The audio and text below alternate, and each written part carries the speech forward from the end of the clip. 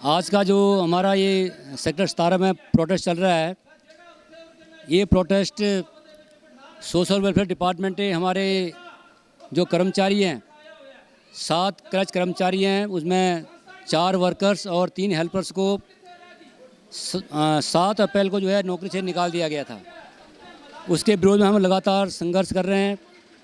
प्रशासन को लगातार मेमोरेंडम भी दे रहे हैं, जिनमें डायरेक्टर सोशल वेलफेयर,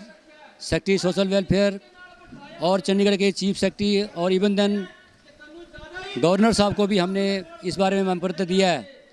कि जो बेकसूर जो कर्मचारी है उनको फौरी तौर पर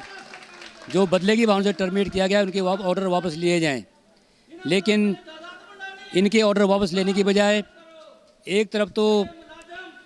सोशल वेलफेयर डिपार्टमेंट ये कह रहा है कि इन कर्मचारियों को हमने ICDS के अंतर्गत जो है वो ट्रांसफ़र कर दिया गया है, इनकी तनख्वाह घटा दी गई है, टाइम के आवर्स घटा दिए गए हैं, बाकी फैसिलिटियाँ घटा दी गई हैं और ICDS के अंतर्गत कहते हैं ये काम करेंगे। लेकिन दूसरी तरफ जो ICDS में रिटायरमेंट की उम्र 65 साल है, यहाँ पर ये कह रहे हैं कि जो हमारे जो कर्मचारी आज 60 साल के हो गए, उसमें भी जो है 5 कर्मचारी जिनमें 2 क्रच वर्कर्स हैं और 3 हेल्पर्स हैं, उनको ये कह के कि इनकी उम्र जो है वो 60 साल में रिटायर करेंगे। जब आपने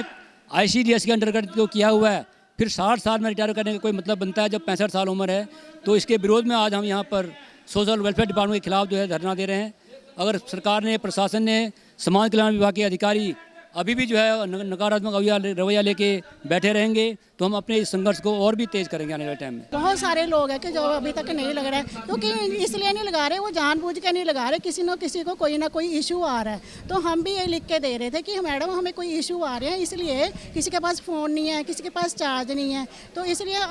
ये बार बार इनको लिख के दे रहे थे कि हमें प्रॉब्लम आ रही है, हमारे पास किसी के पास फ़ोन नहीं है, किसी के पास चार्ज नहीं है, तो मैडम आप हमारी जो प्रॉब्लम है उसको सॉल्व किया जाए। लेकिन आज मतलब उसका सोल्यूशन तो इन्होंने निकाला नहीं है, ना ही हमें बुला के कोई इन्होंने कहा कि कोई बात नहीं, अगर आपके पास नहीं है, प्रॉब्लम है तो आप दूसरी तरह से कर दो। क्योंकि इन्होंने आंगनवाड़ी वाले जो वर्कर्स थे उनको कहा था कि अगर आपको बायोमेट्रिक में प्रॉब्लम आ रही है तो आप क्या कहते हैं GPS के थ्रू जो है अपनी अटेंडेंस भेज सकते हैं। तो वो लोग उस हिसाब से अपनी अटेंडेंस भेज रहे थे, लेकिन हमारे जो क्रच के एम्प्लॉइज थे उनको इस बात का नॉलेज नहीं थी, नहीं तो वो ही भेज देते।